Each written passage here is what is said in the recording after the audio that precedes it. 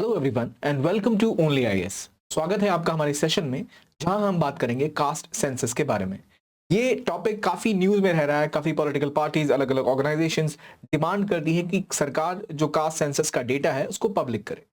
तो क्या है कास्ट सेंसस और कैसे ये डिफरेंट है बाकी सेंससेस की तुलना में, इसके बारे में थोड़ी बात करते हैं और थोड़ी क्लैरिटी लेते हैं। सबसे पहले व्हाट इज सेंसस। ये आपको पता है कि 10 साल में एक बार एक सेंसस होता है जो कि पूरा सर्वेक्षण करता है देश की जनसंख्या का, जिससे हमें पैटर्न और वो क्या कार्य में सम्मिलित है ये पता लगता है। नॉर्मल सेंसस होता था, लेकिन 2011 में पहली बार एक कास्ट वाइज सेंसस किया गया, जिसके अंदर जो सर्वेक्षण किया गया उसमें इंडियन पॉपुलेशन का जो डेटा है वो डेमोग्राफिक्स के अलावा कास्ट वाइज भी बनाया गया। अब डेमोग्राफिक्स मतलब क्या, एज ग्रुप होता है, कितने लोग किस कार्य में सम्मिलित हैं, तो जिससे हमें पता लगता है primary sector, tertiary sector, secondary sector में कितने लोग कार्यरत हैं और कितने लोगों की कितनी मीन इनकम है और कितने लोग कितने रिसोर्सेज रखते हैं। इसका पता हमें सेंसस के थ्रू ही लगता था।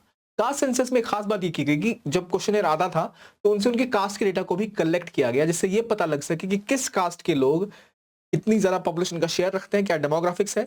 इसके अलावा ये भी पता लग सके कि कितने लोग, लेट से जो कोई एक 4 व्हीलर ओन करते हैं या जिनके पास एक पक्का मकान है, उनमें से कितने लोग एक पर्टिकुलर कास्ट को बिलोंग करते हैं, ताकि स्टेट वाइज डेटा आ जाए, कास्ट वाइज डेटा आ जाए कि कौन सी पर्टिकुलर कास्ट बहुत ज्यादा वल्नरेबल है और किसको जरूरत है और ज्यादा वहां पे इन्वेस्टमेंट या उसकी और उत्थान की। तो ये है काम कास्ट सेंसस का। अब क्या इंडिया में कभी कास्ट सेंसस नहीं था, या जो सेंसस होता था क्या वो कास्ट डेटा बिल्कुल भी कलेक्ट नहीं करता था, ये जानना इंपॉर्टेंट है। सबसे पहले कास्ट सेंसस पहले भी होता था। ऐसा नहीं था कि इंडिया में जब सेंसस हुआ करता था तो बिल्कुल कास्ट का डेटा नहीं लिया जाता था। पहले जब सेंसस किया जाता था तब शेड्यूल कास्ट और शेड्यूल ट्राइब का डेटा लिया जाता था, और ये 1951 के बाद से जब सेंसस होने लग गया तो हमेशा ये डेटा जो भी शेड्यूल कास्ट, शेड्यूल ट्राइब्स का होता है उनका डेटा लिया जाता था, उनके कास्ट का डेटा लिया जाता था, क्योंकि वो वल्नरेबल थे और उनका डेटा स्पेसिफिकली ये बताता था हमें कि किस डेमोग्राफिक में, किस एरिया में इस पर्टिकुलर वल्नरेबल ग्रुप के ऊपर ज्यादा फोकस करने की जरूरत है। लेकिन बाकी कास्ट, स्पेसिफिकली जो ओबीसी कास्ट हुआ करती थी, उनका डेटा कंपाइल नहीं किया जाता था। एससी एसटी कास्ट जो कास्ट ग्रुप्स के अंदर आते थे उनको छोड़ के बाकी सबको जनरल कैटेगरी के अंदर रखा जाता था इन सेंसस, राइट। तो ये सेंसस की कहानी थी। अब जो चेंजेस होने वाले हैं वो ये होने वाले हैं कि डिमांड हुई कि भाई आप जो ओबीसी कास्ट है उनका भी एक सेंसस करो। क्यों करो? वो इसलिए क्योंकि बहुत सारी कास्ट ग्रुप्स आते हैं जो इंटरमीडिएट कास्ट कहलाते हैं। इंटरमीडिएट कास्ट ग्रुप्स के अंदर में बहुत सारी जातियां हैं, और उन जातियों की जो व्यवस्था है, क्या उनके पास संसाधन है या नहीं है, क्या उनकी हायरार्की है भारतीय समाज में, उसकी क्लैरिटी को लेके ये सेंसस किया जाने लग गया कि भाई आप बताओ कौन सी कास्ट ग्रुप के पास कितने संसाधन है, ताकि थोड़ी क्लैरिटी मिले। इसकी डिमांड अलग अलग राज्यों के मुख्यमंत्री ने, अलग अलग पार्टीज ने, अलग अलग ग्रुप्स ने करी। तब जाके गवर्नमेंट ने बोला कि चलो 2011 में जो सेंसस होगा उसमें कास्ट सेंसस भी किया जाएगा, तो जिससे हमें पता लगे क्या सोशल इकोनॉमिक स्टेटस है अलग अलग कास्ट का इंडिया में। याद रखिए पहली बार ओबीसी कास्ट को भी इसमें इंक्लूड किया गया, पहले वो नहीं किए गए थे। तो जब इंडिया में शुरुआत हुई सेंसस की 1930 में, जब पहला कंप्लीट सेंसस किया गया था, वो किसके द्वारा किया गया था? तो वो हेनरी वॉल्टर के द्वारा किया गया था। याद रखिए ये एक इंपॉर्टेंट टर्म है, यूपीएससी नहीं पूछते अक्सर, पर आजकल कुछ पैटर्न टेढ़े मेढ़े चल रहे हैं, तो हमें जो पता रहे बेटर है हमारे लिए। तो पहला सेंसस जब 1830 में कंपाइल किया गया, उसके बाद 1836-37 में सेकंड सेंसस किया गया। और लेकिन जो पहला कंप्लीट पॉपुलेशन सर्वे या सेंसस इंडिया किया गया वो 1872 के अंतर्गत किया गया था, जिसमें पूरी पॉपुलेशन का सेंसस लिया गया था। और इसी तरह 1931 तक जो सर्वे हुआ, उस सर्वे तक जातिगत डेटा भी उसमें जमा होता था कि कौन सी जाति के कितने लोग हैं भारत में, वो डेटा कंपाइल किया जाता था। लेकिन 1931 के बाद, उस टाइम के आसपास वर्ल्ड वॉर होनी स्टार्ट हो गई थी, तो जो अगला सेंसस हुआ था उसमें कास्ट डेटा ऐड नहीं किया गया था, राइट, क्योंकि एडमिनिस्ट्रेटिव डिफिकल्टी से ब्रिटिशर्स के पास। उसके बाद जब 1947 में, उसके बाद जब इंडिया आजाद हुआ, तो सेंसस में ये कास्ट डेटा इंक्लूड नहीं किया जाने लगा, और उस टाइम में ऑलमोस्ट 52% के आसपास जो शेयर माना जाता था वो एक इन पर्टिकुलर कास्ट ग्रुप्स का माना जाता था इंडिया के ओवरऑल पॉपुलेशन में।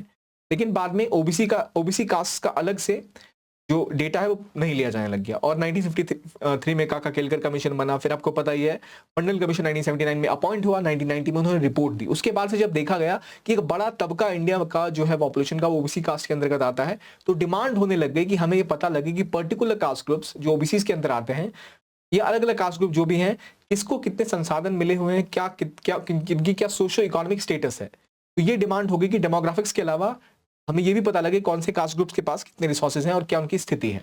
तो जो एसईसीसी मतलब सोशो इकोनॉमिक कास्ट सेंसस 2011 का हुआ था, उसके अंतर्गत रूरल और अर्बन एरियाज के अलग अलग कास्ट ग्रुप्स के और उनके हाउस होल्ड को रैंक प्रोवाइड की गई थी कि कितने घरों के पास पीने का पानी की सुविधा है, कितने घरों के पास जो घर है वो पक्के का, कितने घरों के पास 4 व्हीलर्स हैं या 2 व्हीलर्स हैं, और ये सारा डेटा एक क्वेश्चनर आता था, उसमें पूछा गया, उसको कंपाइल किया गया।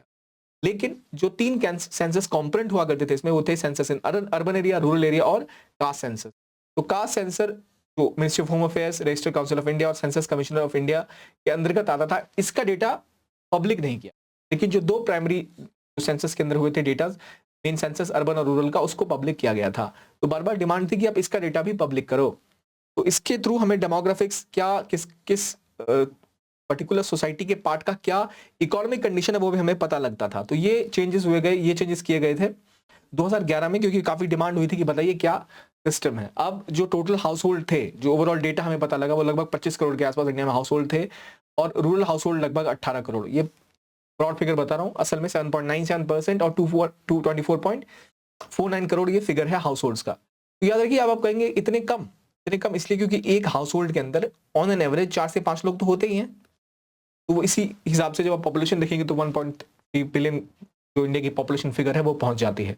तो इसमें कितने लोग गवर्नमेंट एम्प्लॉय हैं, कितने लोग प्राइवेट एम्प्लॉय हैं, कितनों के पास किसान क्रेडिट कार्ड है, ये सारी चीजें कैलकुलेट की जाती हैं। और क्वेश्चनर हमें डिटेल में नहीं पता होना चाहिए, पर हमें ये पता लगना चाहिए कि कितने हाउस होल्ड हैं। अब कितने जो पैरामीटर्स है, 5 पैरामीटर्स इंक्लूजन के किए गए थे कि पॉवर्टी के हिसाब से, या डेप्रीवेशन पॉइंट्स दिए गए थे, कितने हाउस जो डिप्राइव नहीं रिपोर्ट किए गए, कितने के पास 7 में से एक भी डेप्रीवेशन का स्कोर था। तो ये सारा डेटा हमें वहां मिला 8 करोड़ 2 करोड़ का। अभी एग्जैक्टली सारा डेटा अभी हमें याद करना इंपॉर्टेंट नहीं है, लेकिन यहाँ बात हम कर रहे हैं व्हाट इज कास्ट सेंसस, क्यों रेलेवेंट है ये। तो ये बात हुई थी प्रोमिनेंटली कास्ट सेंसस की, जिसका हमें पता लगा क्या डिफरेंस है सेंसस में, कास्ट सेंसस में, और क्यों socio economic caste census important है। लेकिन प्रॉब्लम यह है कि इसके बाद कहा जा रहा है कि इसका पॉलिटिसाइजेशन हो सकता है, जिससे और विवाद इस देश में उत्पन्न होने की संभावना है। तो ये था ये टॉपिक। अगर आप और भी ऐसे वीडियोस देखना चाहते हैं या ऐसे पीडीएफ या कंटेंट को डिटेल में डाउनलोड करना चाहते हैं, तो आप हमारे Telegram channel only IAS nothing else को ज्वाइन कर सकते हैं, जहां आपको सारा कंटेंट फ्रीली अवेलेबल मिलेगा। देखने के लिए बहुत बहुत धन्यवाद। Thank you very much and have a nice day.